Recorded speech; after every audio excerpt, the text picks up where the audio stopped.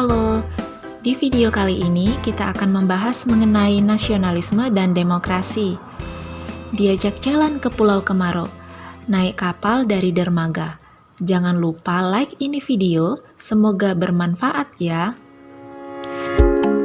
Yuk kita mulai. Dalam perkembangannya dikenal ada dua pengertian nasionalisme. Yang pertama, paham nasionalisme yang didasarkan pada perpaduan politik, ekonomi, sosial, dan budaya. Yang kedua, paham nasionalisme yang didasarkan pada faktor kemanusiaan. Nasionalisme yang kita anggap sebagai bentuk cinta tanah air ternyata bisa menjurus menjadi chauvinisme, yaitu paham tentang cinta dan kebanggaan yang berlebihan pada tanah air hingga menimbulkan fanatisme dan memandang rendah negara lain. Akhirnya dapat terjadi peperangan dan pertikaian.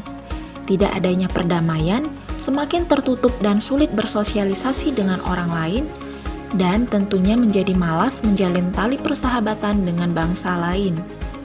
Untuk itu, nasionalisme yang menjurus menjadi chauvinisme perlu untuk dihindari.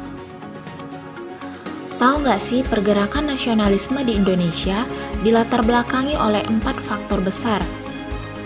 Berikut ini yang pertama, adanya penjajahan, kolonialisme, dan imperialisme, turut serta menggerakkan rakyat untuk terbebas dari penjajahan. Kedua, politik liberal. Adanya sistem usaha swasta membuat golongan pribumi tidak dapat bersaing dengan pemilik modal yang dominan dari kalangan bangsa Eropa. Hal ini membuat diberlakukannya politik etis atau yang disebut politik balas budi. Van de Penter sebagai tokoh pencetus memiliki 3 usulan, yaitu memberikan edukasi, irigasi, dan emigrasi.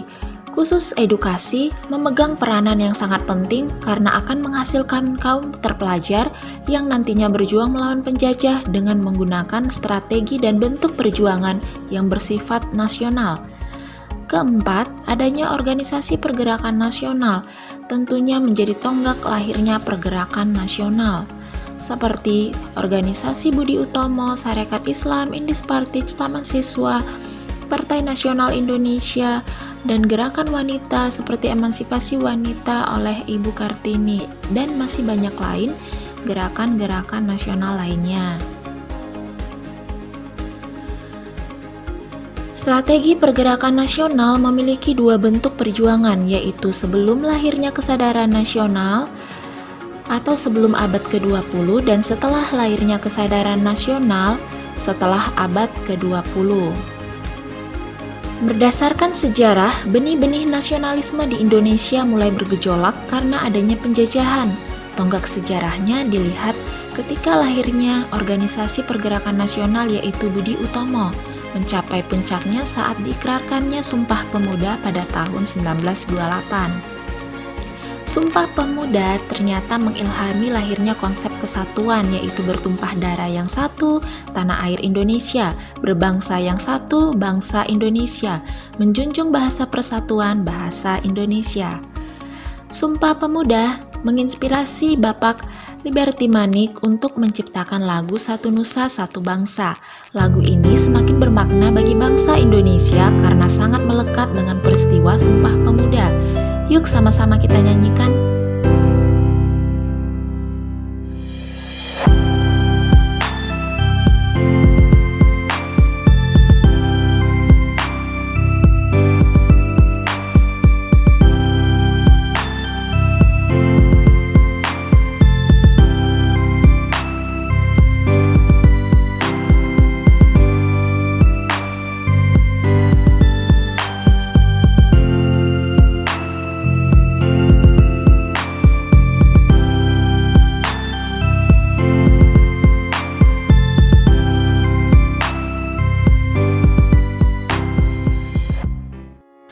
Sebagai bangsa yang besar, kita bukan lagi berjuang melawan penjajah untuk memperoleh kemerdekaan, tetapi kita melakukan penguatan jati diri keindonesiaan untuk mempertahankan kemerdekaan.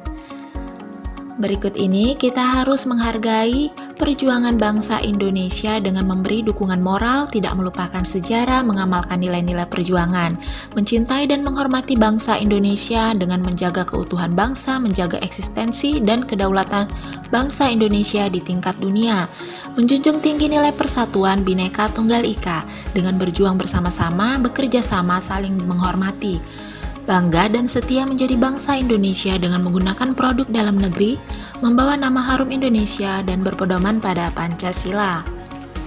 Penerapan nilai-nilai penting dalam Sumpah Pemuda bisa dilakukan dalam lingkungan keluarga, yaitu saling menghormati dan mendukung antar anggota keluarga, saling tolong-menolong, dan saling mencintai, menyayangi, dan menjaga nama baik keluarga.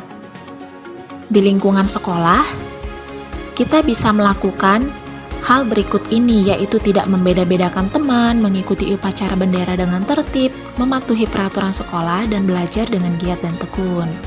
Di lingkungan masyarakat, kita bisa mengikuti kerja bakti untuk menjaga lingkungan tetap bersih, aman, dan nyaman, saling menolong, dan menghormati satu sama lain, mengikuti kegiatan masyarakat, dan berpartisipasi di dalamnya. Sekian mengenai nasionalisme, kita lanjut membahas demokrasi. Demokrasi adalah suatu sistem pemerintahan dari rakyat untuk rakyat dan oleh rakyat.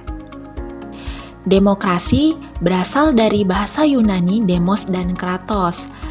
Istilah demokrasi dikenalkan pada zaman Yunani kuno, tepatnya di Athena. Akar-akar demokrasi di Indonesia tentunya berasal dari pemerintah kolonial Belanda yang membentuk Volksraad atau Dewan Rakyat sebagai lembaga demokrasi. Volksraad sebagai tempat bagi rakyat untuk menyampaikan pendapatnya. Fakta Volksraad merupakan cikal bakal terbentuknya Dewan Perwakilan Rakyat. Oke, sekian dari materi hari ini. Makasih ya sayang udah singgah. Love you. Lihat doi jalan sore. Baru lihat langsung suka. Mari tegakkan nasionalisme, bersatu sebagai sebuah bangsa.